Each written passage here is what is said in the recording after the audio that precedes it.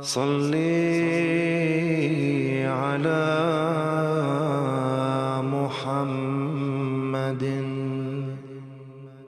صل على حبيبنا صل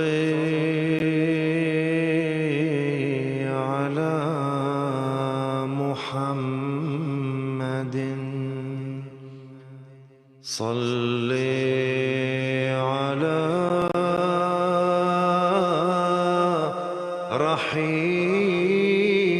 رحيمنا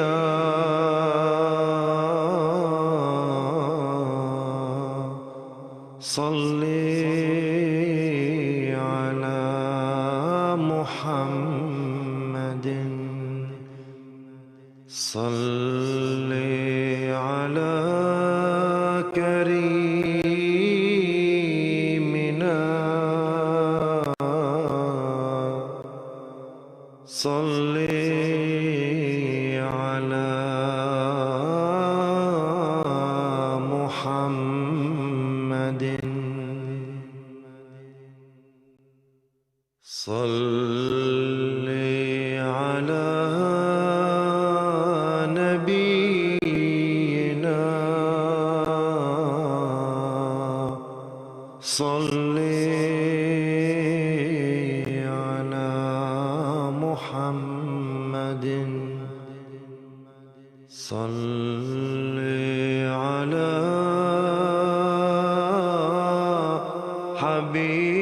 حبيبنا صل على محمد بلغ العلا بكماله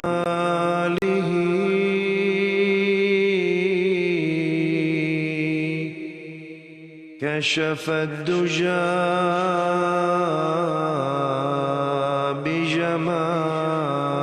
بجماله حسنت جميع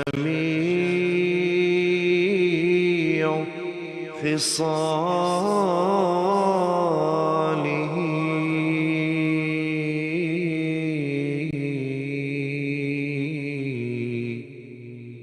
صلوا عليه وآله صل على نبينا صل على محمد صل على نبينا صل على محمد صل على حبيب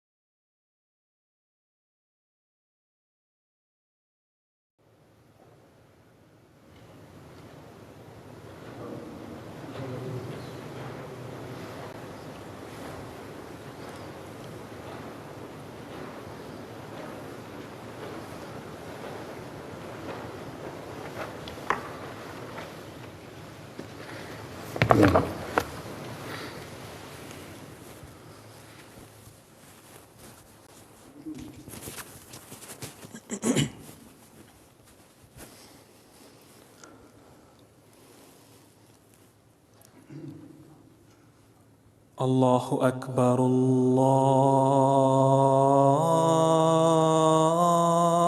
الله أكبر الله أكبر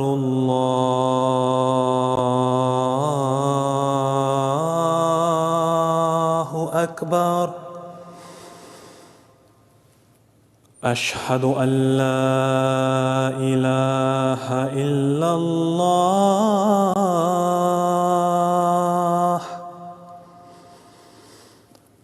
أشهد أن لا إله إلا الله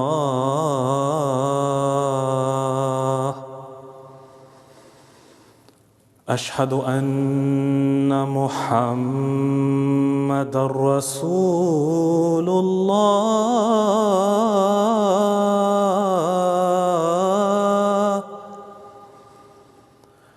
أشهد أن محمد رسول الله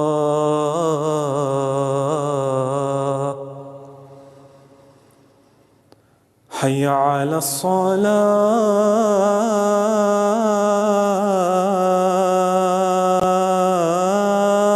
الصلاة حي على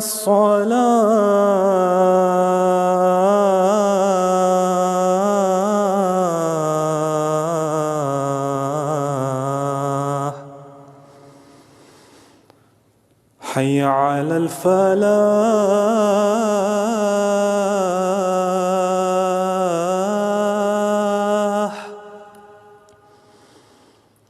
حي على الفلاح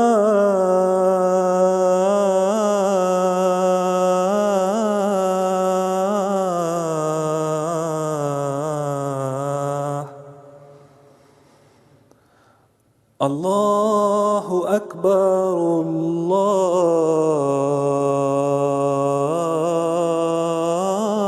الله أكبر لا إله إلا الله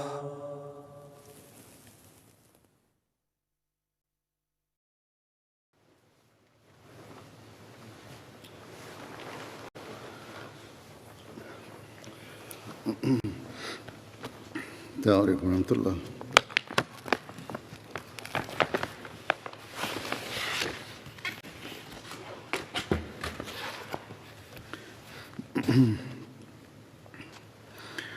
أشهد أن لا إله إلا الله وحده لا شريك له وأشهد أن محمدًا عبده ورسوله أما بعد فأعوذ بالله من الشيطان الرجيم بسم الله الرحمن الرحيم الحمد لله رب العالمين الرحمن الرحيم مالك يوم الدين إياك نعبد وإياك نستعين اهدنا الصراط المستقيم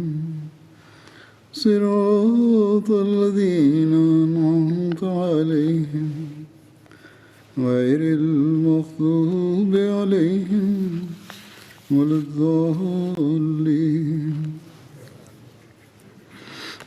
أعوذ بالله من الشيطان الرجيم بسم الله الرحمن الرحيم. I was discussing about the time of Hazrat Umar bin Khattab regarding his period of Khilafat. We were talking about the wars that took place in his lifetime and in his age, and also the victories that he achieved. We do have part of the history regarding all these incidents that from the 13th year of Hijrah to the 23rd year of Hijrah. Of course, his period of time was about 10.5 years. And mentioning about the victories he achieved, Nu'man Ash-Shibri writes in his book that the land which was conquered by Hazrat Umar was about 1,300 square kilometers, which covers Syria, Iraq, Iran, Armenia, Azerbaijan, Fars, Kirman, Yarman, and part of Balochistan.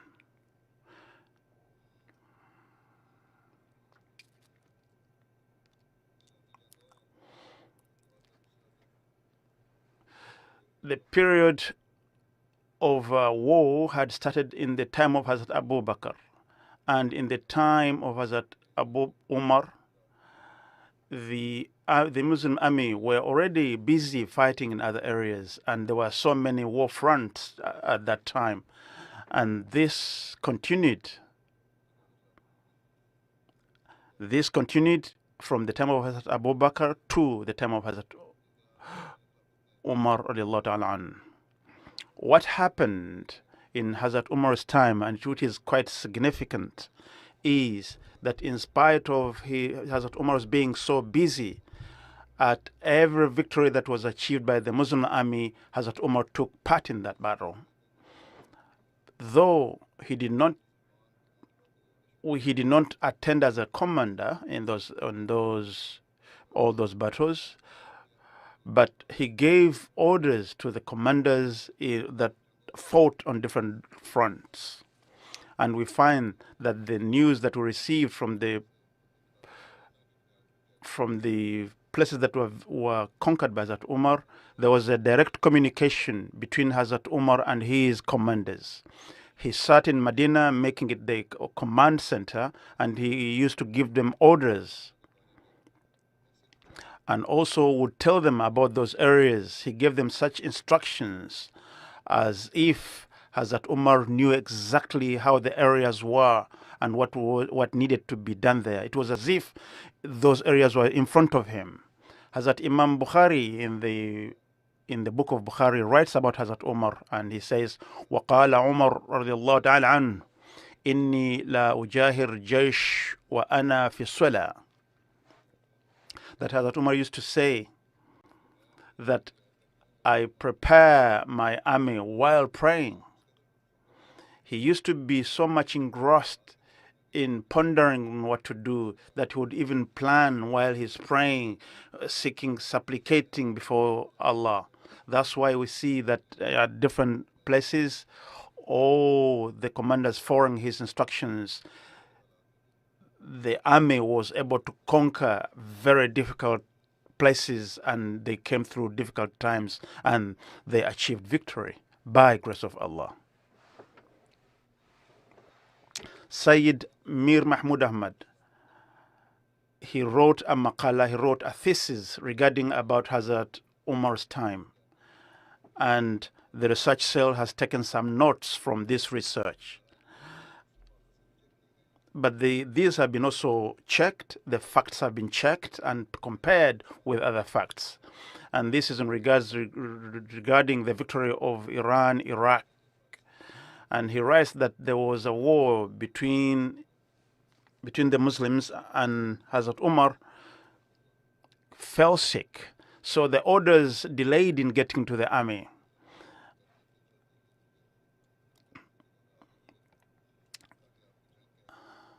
And then they sent someone to go directly, and to go to the Khalifa and get some instructions. And Hazrat Musanna was the one who was sent.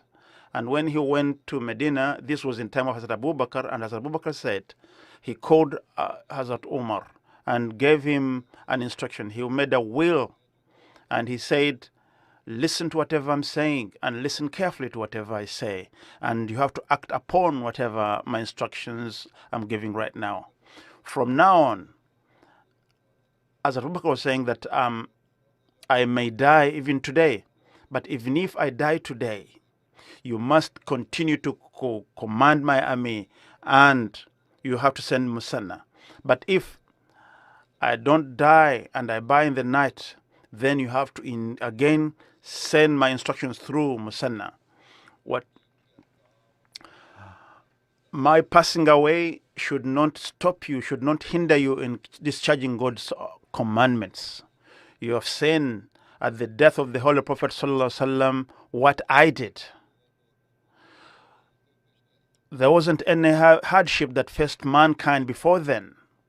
by grace of Allah, and I swear in the name of that Allah, had I delayed in taking instructions, we would have been destroyed, we would be disgraced, and and chaos would ensue in Medina. And when Hazrat Umar assumed the mantle of Khilafat, he called people before people came on the second day, and people gathered in their numbers. And for 3 days, people were wondering what to happen next. And Hazrat Umar seized this position, this occasion, and people used to be scared of the Romans and the Assyrians, and people used to think that Iraq was under the Romans, and without Khalid, this cannot be conquered. And Hazrat Umar used to admonish people for this within these 3 days. He was advising them. But on one occasion, he gave such a passionate speech, and people's hearts were changed. And Hazrat Abu Ubaid Mas'ud al-Sakhfi, he came on front and then he said, Ana lihada. He said, I'm ready to carry on your instructions. And he shouted this slogan and presented his name. Saad bin Rabi, Saad bin Qasim, they all followed suit. And they're coming, as soon as they came forward, the rest of the Muslims, they also joined in. And many of them, they were ready to go to fight with the army in Iraq. Though the command was under Khalid bin Walid, but Hazrat Abu Bakr, keeping in need of what may ensue, he had sent him there. Now, Hazrat Musanna was the one who was commanding. And as Hazrat Umar was inviting people, Hazrat Musanna had come in Medina, and he also gave a speech, and then he said, "Oh people, don't think this is an easy task. We have faced the army, we have conquered them, and of course we shall receive future victories. But now in Medina and all the areas around, we have to prepare the army for facing this army." And then in Tabri, it mentions about an army of 1,000 people was prepared, and Musallaf al-Lama Abu Hanifa Denavri also writes regarding this, and he says there were about 5,000 people. This is the army which was prepared, and at that time when they moved out of Medina, but as they moved to the battlefield, the numbers increased, because Abu Hanifa has corrected this number, that the leader of the army, as he passed through the nations, he used to invite people to join in. And now the question was that who could be the army of who could be the leader of the army? And that Umar, though in his opinion was Musanna, but the question was who should be, and he chose Abu Uwais as-Saqfi, and some they didn't like this, and then he has left the Sabiqun al-Awwalun, those who sacrificed themselves in the beginning. The pioneers has been forgotten, and he has chosen someone who has come recently, who just joined. And Hazrat Umar said that if the companions have a very special status, this is because they sacrifice themselves for the service of Islam.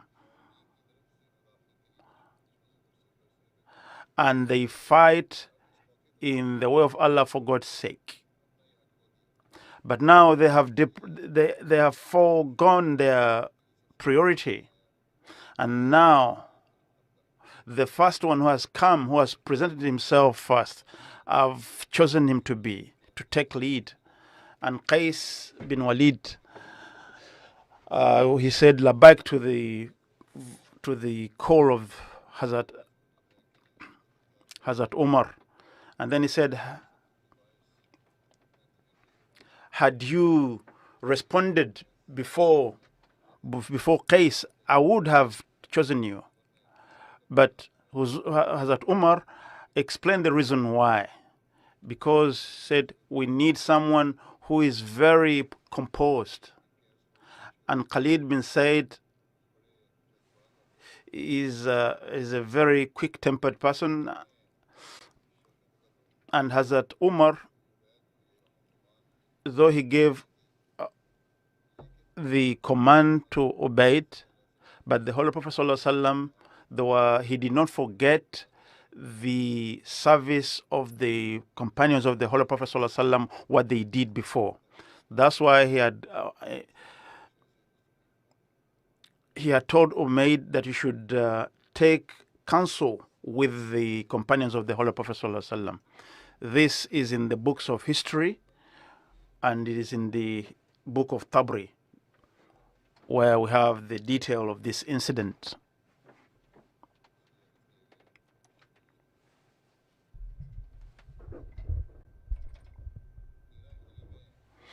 In the 13th year of Hijrah, we call it Jangan Namair and Kaskar. These battles took place, and Hazrat Ubaid led the army as a commander. But before going, Hazrat Musanna had returned to Hira, and that was also being ruled, and it was in the southern Euphrates, where now Kufa is found. He went there, and then he took leadership. He took the command of his happy, but the condition had developed that Hazrat Musanna took a step back, because there was a fight in the Iranian palace, and because this had become a center of discord, they needed a strong person. Rustam was made the leader, and those who were weakening the kingship, the leadership, they were killed under Rustam. And Rustam is somebody who was very, very good in making plans. And then as soon as he took leadership and command, then he sent messages to people around Euphrates, and he commanded people to revolt against Muslims, and people were turning against Muslims. And there was an army which was sent to confront Hazrat Musanna, and Hazrat Musanna felt it ideal not to send to confront this army, and he stepped back. And at that place, around Kufa, that's where he took shelter. And Rustam was busy forming revolts around. And then he tried to attack Muslims from two fronts, one from Jarban,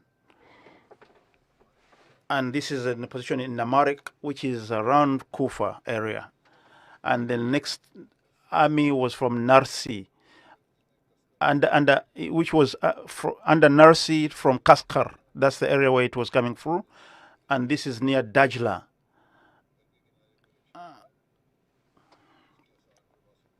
And this is a township somewhere near Kufa as well.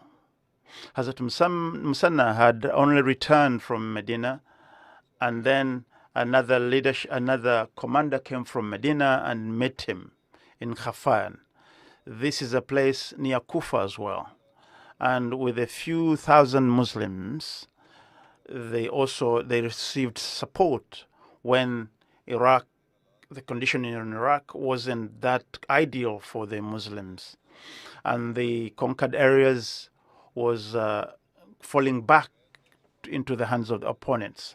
Hazrat Ghatfan, after sitting with the Muslim army, they composed a plan, and then under the Hazrat Ubaid organized an army, and he gave the leadership under Musanna. and Malik bin Jadara, how he appointed different commanders, and then Jushnet and Ma, they went and then attacked the opponents.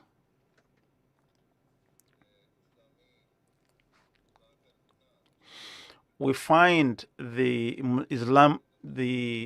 rules of engagement, the Islamic rules of engagement. We find the example which was set in Namarek.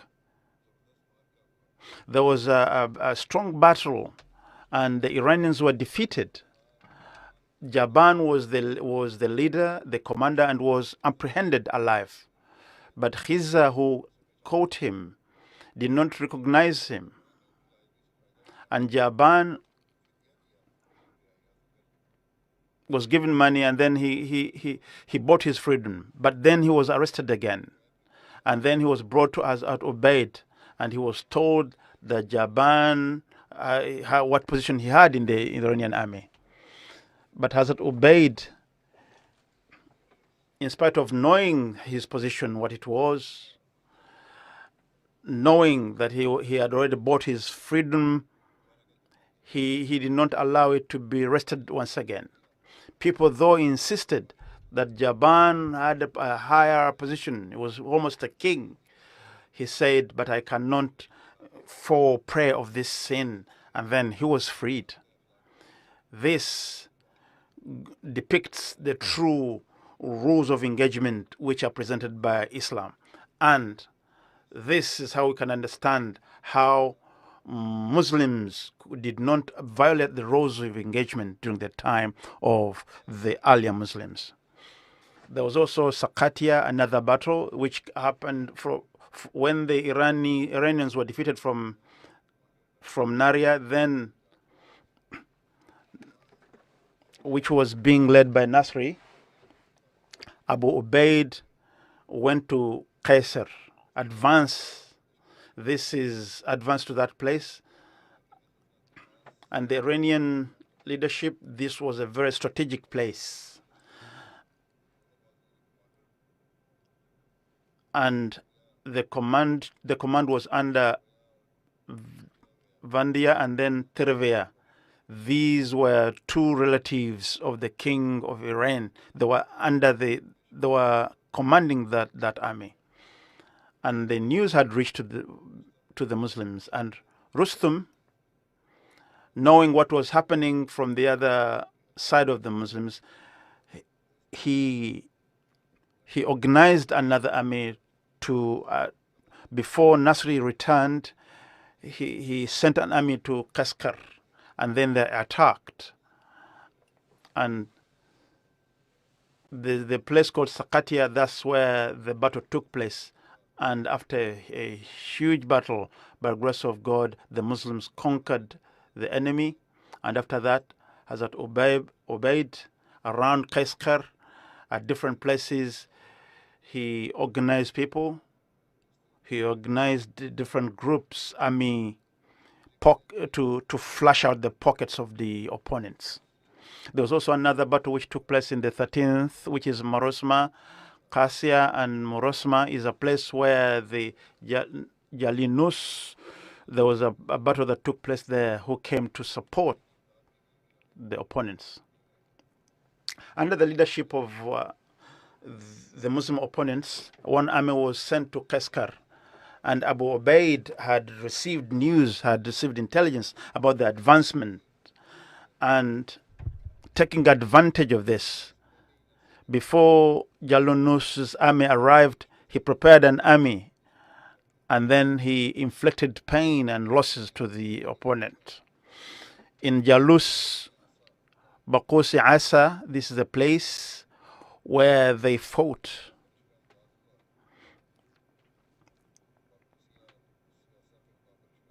Baqusi Asa in Balanus, this is where the place where the fighting took place.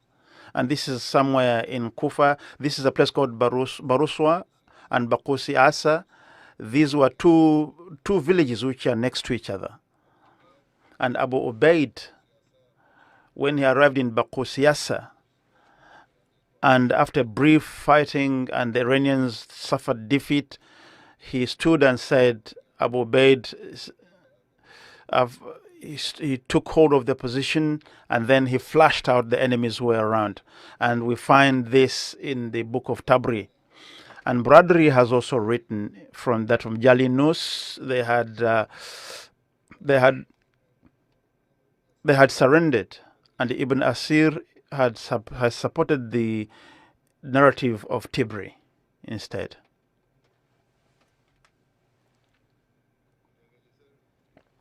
There is a battle of Jathar,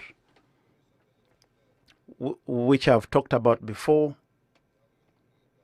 Rather, it is important for me to mention this right now, that Yasser took place in the 13th year of Hijr, which was between the Muslims and the Iranians. The Muslim army was being led by Hazrat Abu Ubaid, and the Iranians were under the leadership of Bahman Jazvia, who were commanding, these two were commanding the opponent's army. The Muslim army was roughly 10,000, and the opponents were over 30,000 with elephants. People did not fight for a while until when there were a bridge which was prepared, which is called Jisr. Then, after the preparation of this bridge, the battle took place, and they sent a message to Abu Ubaid that you can use the bridge to cross over to us. Hazrat Ubaid had the opinion that they should go over the bridge and fight the enemy. And one of the companions' opinion was different. But Hazrat Ubaid crossed the bridge, and then they attacked the enemy on the other side of the bridge. They conquered German Jazvia. Rather, when the commander Jazvia saw that his army was being defeated, and he saw that the elephants were breaking ranks, then he said, Hazrat Ubaid said, let's attack their elephants, let's attack their tusks. And then they cut the tusks of the elephants and their legs. Abu Ubaid faced one elephant and cut its tusk, but unfortunately the elephant stepped on him and then killed him. In the book of Tabri, it is written that the wife Doma had seen a dream that a person had brought a drink from heaven, which was given to Abu Ubaid and Jabir. And even a few of the relatives had drunk from that drink. And that Abu Ubaid had already predicted that the meaning of this, the interpretation of this dream is martyrdom. But once I die, that Jabir should take over the command. If he is killed, another person whose name he gave should take command. And the person who drank from that drink was also Hazrat Ubaid, the people who he appointed, according to the dream. And he said, if Abu Qasim is killed, that Hazrat Musanna should be your commander. And this dream was fulfilled later to the letter. And 6 people who were mentioned and who were taking leadership, they were killed respectively. In the end, Hazrat Musanna, who took the flag and the mantle of leadership, then he commanded the people, and then when people saw that the commanders were being killed, they scattered. But Hazrat Musanna remained fighting, and in the end Hazrat Musanna was injured, and as he was fighting, he crossed the Euphrates River. But at that time, Muslims were killed, and 4,000 Muslim army were killed. And when the Iranians' army, 6,000 of them were killed. this becoming a source of gross loss, though there was divine intervention, that Muslims were saved in a way because of the discord the Iranians had within their leadership. The Muslims managed to escape, some of them. Of course, under Madian, under Rustum, the place of Madian was under proper control of the opponents. Hazrat Muslim Maud has written regarding the Battle of Jisr, and he says that the most inflicting pain that the Muslim faced was under the Jisr battle. The army, the Muslim army was prepared, and the opponents had camped across the bridge, and the Muslims fell into the trap. They were ambushed. Though the army had crossed, the opponents had taken control of the bridge, and then they attacked the Muslims from behind as well. And the Muslim, they had to jump in. Some of them had to jump into the water, and the news of this great loss reached Medina, and as that Umar reconstructed a new army, and then he said between Medina and Iran, and Medina is now unprotected. We should not let the army touch. Before the army reaches Medina, I become the commander in chief. Everybody supports this, but Hazrat Ali said, if you are killed, then Muslims will be scattered, and they will have no central command. So he said that you shouldn't go yourself, you should rather appoint someone else. And then Hazrat Sa'ad, who was fighting in Syria, he wrote to him, and then, so whatever army you can send your army back, because Medina is unprotected. And if we do not stop the advancement of the army of the opponent, they might attack Medina. Of course, this discussion continues, and I will carry on with the same discussion in my next Friday. It was regarding the Battle of Jisr, and more details will come in my future sermons. Today, I want to mention about a few funeral prayers in absentia, which I'll be leading after Friday prayers today. Most of them is Fatah Abdul Salam Sahib, Fatah Mubarak Sahib, this is his full name. He was from Egypt. He passed away at the age of 75. Recently, he passed away. Inna lillahi wa inna ilaihi raji'un. His father was a follower of Naqshbandi, and he had vowed to sacrifice one of his sons to be sacrificed for the sake of Islam. And Fatah Sahib was chosen for this. At the age of 10 years, he memorized the Holy Quran, and with him his father also started memorizing the Holy Quran, and they both completed the Holy Quran. And by the grace of Allah, God blessed them so much that his father accepted Ahmadiyya at the age of 8 years. And Hazrat Fateh Sahib completed his studies in Al-Azhar, and also after that he went in Cairo University, and also he bought many books out of his pocket money, out of his expenses, and he was also appointed as an officer in the Egyptian Air Force. And they felt that maybe he's one of the spies, a secret agent, and they were wrong in this. And because of this suspicion, he had to spend some time in prison. He was imprisoned, and after that he went to Iraq, and he worked there as an engineer for some time, and he spent a very hard time in 1991, and he spent time devoted in prayers with his family, and God protected them. And then he migrated to Jordan, and he was and he joined Mu'tazil, and then after that Mu'tazili group, and then when he returned to Egypt, he was introduced to Ahmadiyyat, and then this became when he was properly convinced, then he joined Ahmadiyyat. How did he join the community?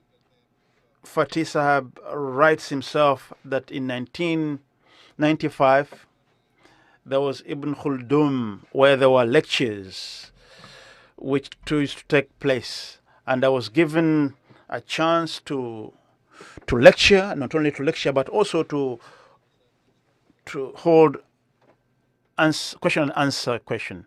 And Mustafa Sabit, one time he heard my discussion, and then he gave me an invitation, and he took me to his home, and then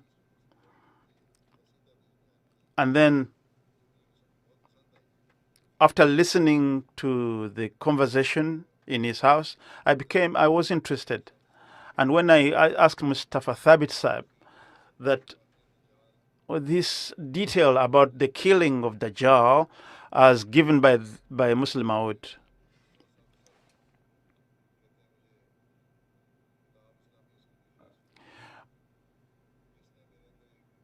he said, Mustafa Sabit said that in 1989 I had read a book about the philosophy of the teaching of Islam, and after reading it, I was convinced to join the Messiah, because I had already been convinced that the theory of abrogation of Quranic verses, I wasn't one of them who adhered to this. But I could see that Ahmadiyyat refutes those ideas which are detrimental to Islam. And then I was given 5 volumes of Islam, and then you can find answers from the Quran I gave you. And then Fatih Sahib says that all the questions I had were answered in these tafsir, in this commentary, the 5 volumes which were given to me. And Fatih Sahib said, after reading, I thought that the claims of the Messiah are in line with the teachings of Islam. But he goes deeper in explaining the teachings of Islam. And I don't think I had read any work which the Prince presented. And a person who was claiming to be receiving divine support and divine revelation, he presented a good work. So Mustafa Sahib, Fatih Sahib, after contemplating and pondering, he said, I should try and believe in the person who claims to be a divine person of God. And I started reading the books of the Prophet Messiah, ﷺ, and I started understanding, and I found a sea of knowledge in his writings and treatises. And Mr. Fatah has been very instrumental in translating the books of the Prophet Messiah, ﷺ, and then he wrote the life of Muhammad, Al-Hawal al-Mubashir. He's been a very ardent, known face in these programs, and he was giving very profound answers to many questions. And one of the priests, there was a series which was being run, Halil Quran Kalamullah, is Quran a book of God? And Fatih Sahib in 2006 had recorded a series where he was giving in response to this question that innahu kalamullah, yani Quran is a book of God.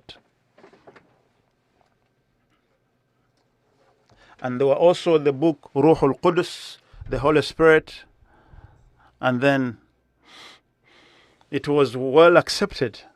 He took part in so many programs where there was Nubuwatun Tahaqqaqat, that the fulfillment of philosophies. He has written about Samawatul Islam, about Barina Ahmadiyya, and regarding the supremacy of Islam, he has written many he has taken part in many programs, and he has been he sacrificed himself, he devoted himself, and he has been working as a devotee of life in different positions. In the center also here, he's been coming and working here. Ibrahim Fateh, who is the son, writes and said that my father was a living example. He's someone who benefited from the blessings of Khilafat. He had an endless love for Khilafat and devotion for Khilafat. He understood the secret of the solution to his problems and how to get to God, and that was following Khilafat. Before taking up any work, he would supplicate before Allah, and whenever he was asked can you please guide me or give me an opinion, first of all he would say, pray to God, and also you should write to the Khalifa. He had a deep understanding of the Holy Quran. He had extensive study in different fields, and he always looked for ways of improving and keeping to pace with the modern advancement and developments. He spent most of the time in religious studies and also extending and expanding his knowledge, and he would also impart the same knowledge to other people. He had a very good way of teaching and imparting knowledge, though he was someone who was also, he had a sense of humor. He was a humorous person. He would also read the books of the Prophet Messiah and understand them, and he made them the leading examples. Of course, during his MTA programs and all other discourses, he would use this as a source of reference in his discussions. The son writes that when he was admitted in hospital, though he was facing difficulties in breathing, still he was preaching and teaching people on the deathbed. And he was admonishing his family to remain steadfast, to remain truthful. And he used to say that this world is nothing. It is better for you to devote your time for the hereafter.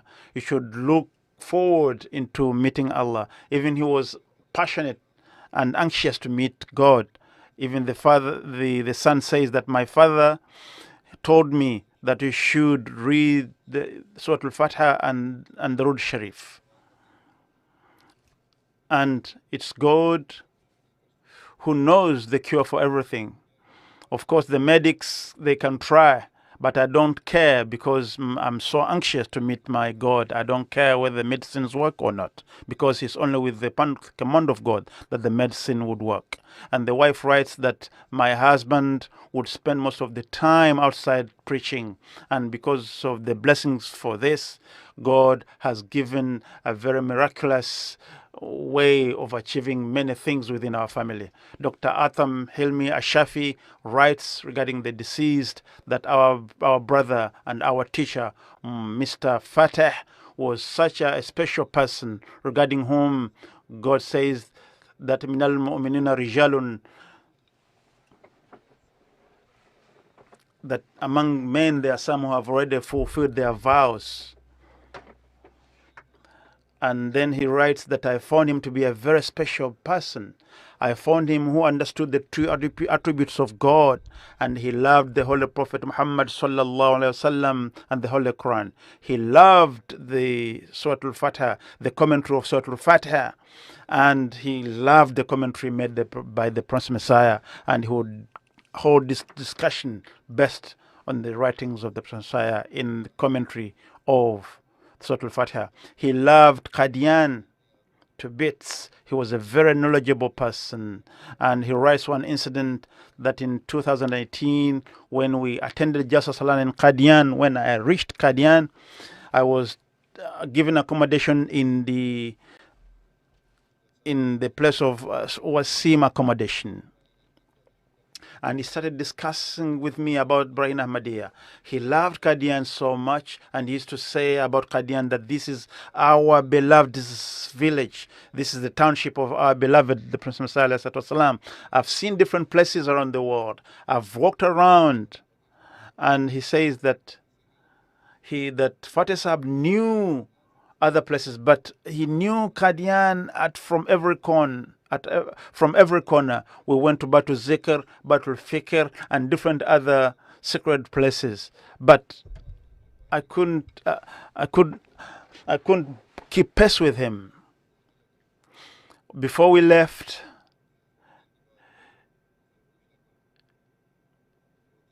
he was crying and looking at Qadian, and then he fell in prostration. And then he looked on the sky and said, "Oh God, you know how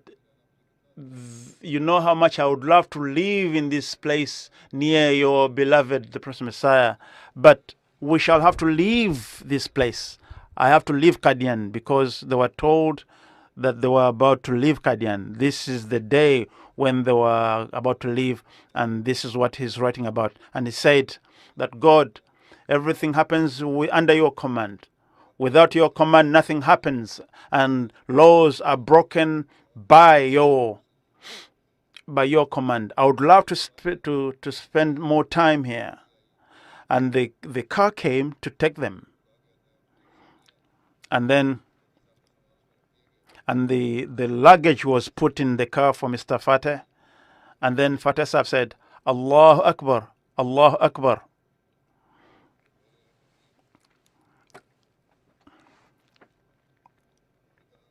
And he said that my merciful God has heard my prayers.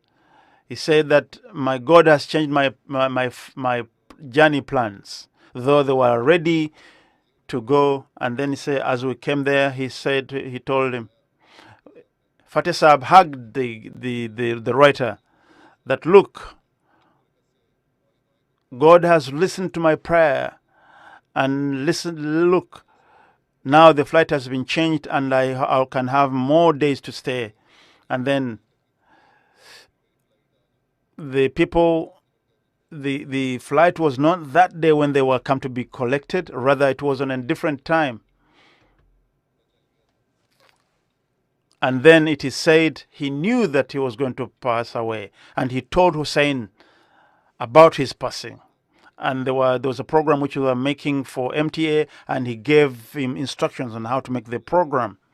And Hazrat Masih Maud Salam had received a revelation that Yad'u laka Abdalu Sham wa Abna'u min al-Arab, that people, the saint people of Syria are praying for you, and the saint and holy people from among the Arabs.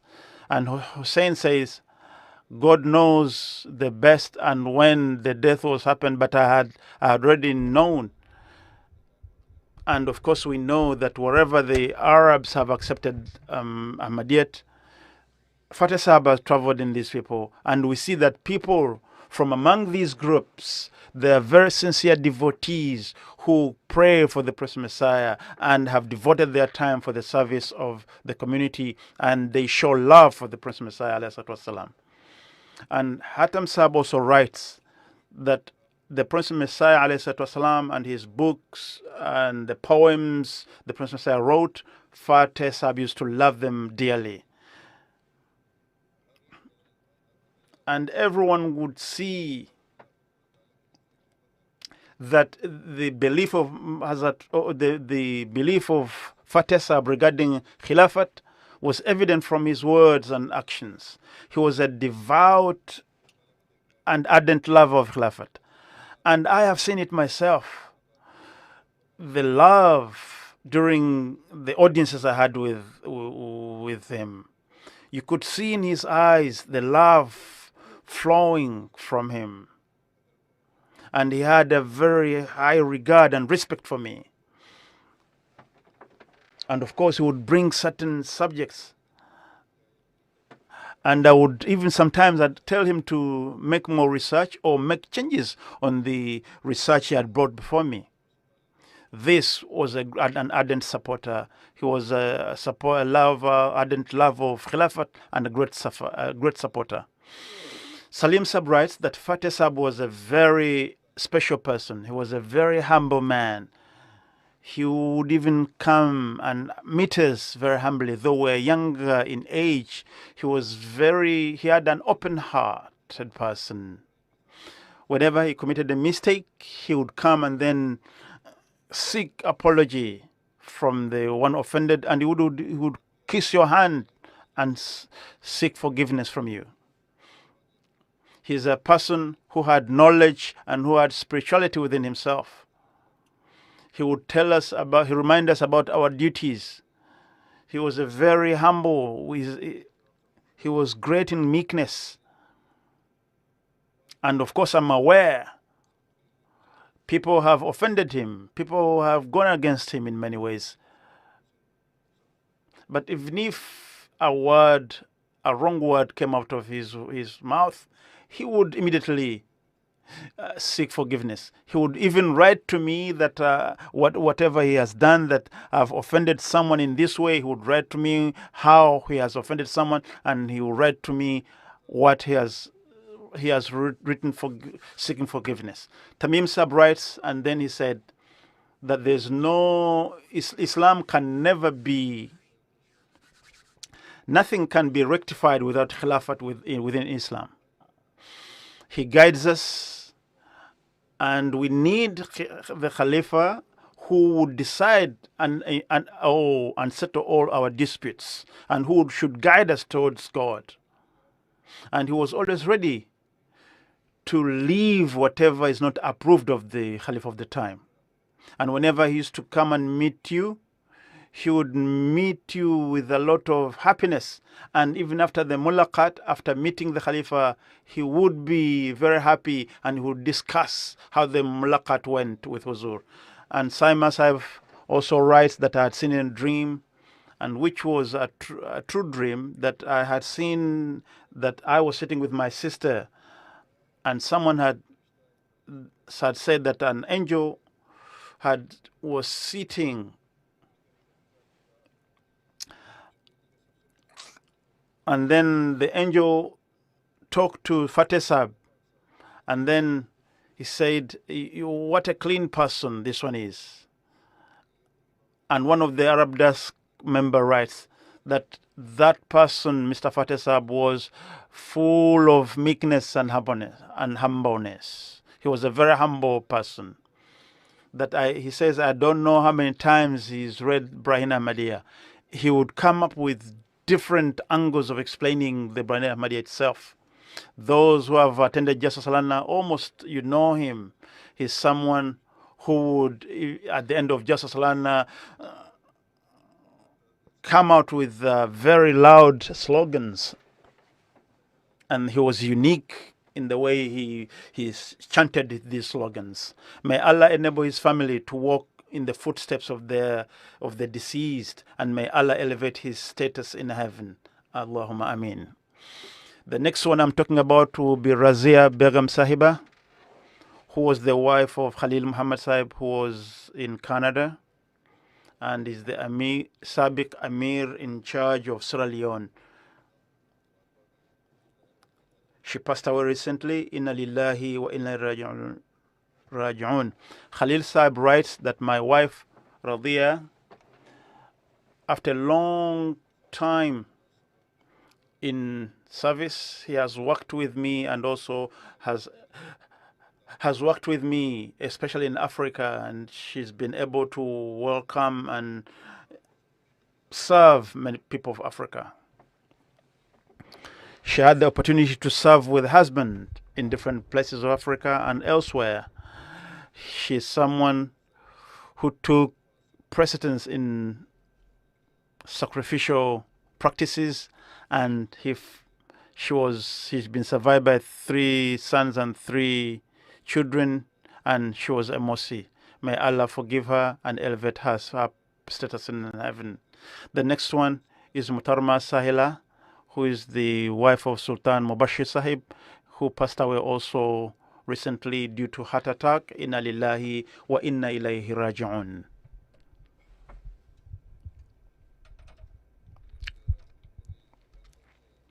By the grace of God, she also had an opportunity to work within the Lajna Pakistan in different positions, and she used to take place in service to humanity in different ways. Mia Sultan Ahmad Sahib, the husband, writes that she was a devout lover of Khilafat, and because our house is near to Masjid Mubarak. At the time of our marriage, Dost Muhammad Shahid Sahib was alive, and after the death of the wife, he used to look after them very well. And being a wife of a devotee, she discharged her duties, and she was open-hearted, and she used to spend so much that even sometimes would sell her jewelry to support the poor.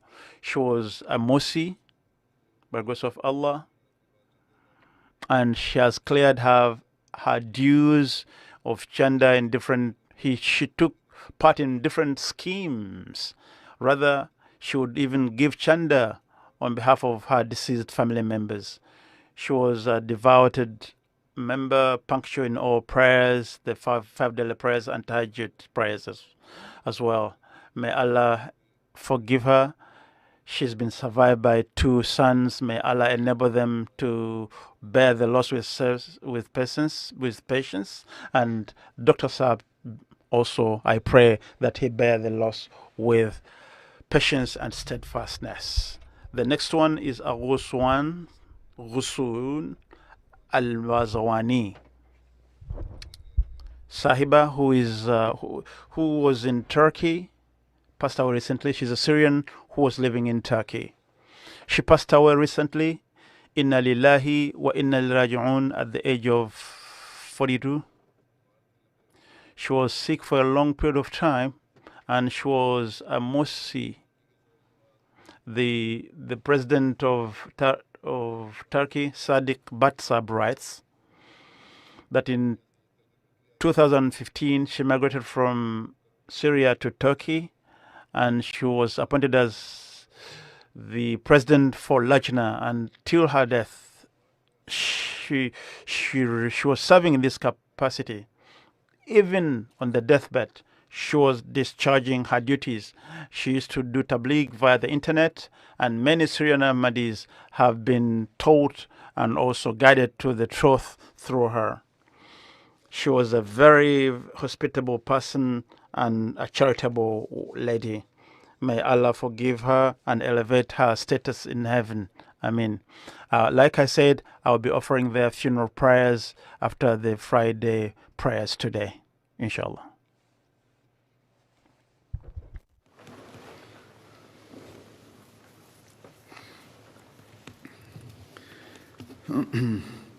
Alhamdulillah, nahmaduhu wa nasta'inuhu wa nastaghfiruhu wa nu'minu bihi wa natawakkalu alayhi wa na'udhu billahi min shururi anfusina wa min sayyiati a'malina. من يهده الله فلا مضل له ومن يضلل فلا هادي له ونشهد أن لا إله إلا الله ونشهد أن محمدا عبده ورسوله عباد الله رحمكم الله إن الله يأمر بالعدل والإحسان وإيتاء ذي القربى وينهى عن الفحشاء والمنكر والبغي يعظكم لعلكم تذكرون اذكروا الله يذكركم وادعوه يستجب لكم ولذكر الله أكبر.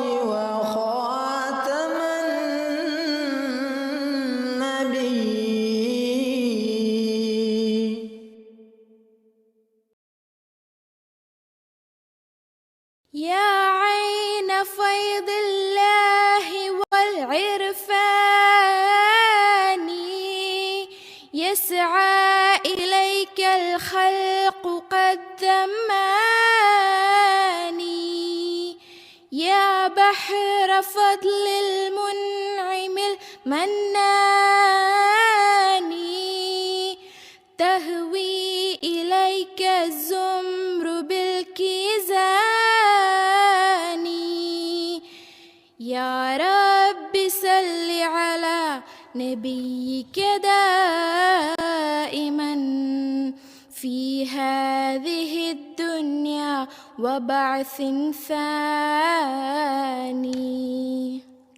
يا شمس ملك الحسن والإحسان نورت وجه البر والعمران. قوم رأوك وأمة قد أخبرت من ذلك البدر الذي أصباني. يا رب صل على نبيك دائما في هذه الدنيا وبعث ثاني. يبكون من ذكر الجمال سبابة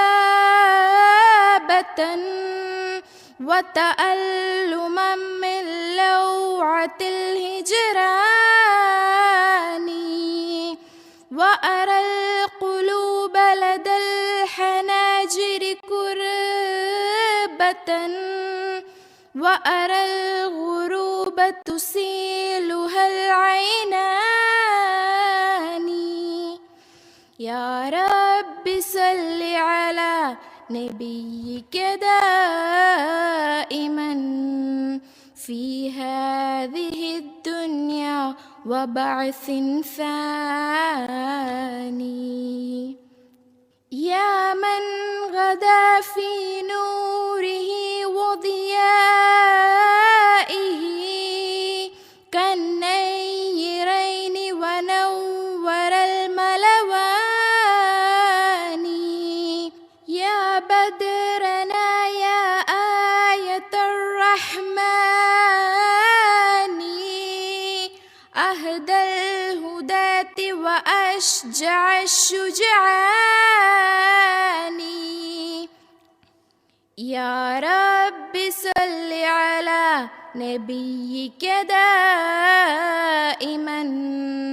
في هذه الدنيا وبعث ثاني. إني أرى في وجهك المتهلل شأنا يفوق شمائل الإنسان. لا شك أن محمدا خير الورى ريق الكرام ونخبة الأعيان. يا رب صل على نبيك دائما في هذه الدنيا وبعث ثاني.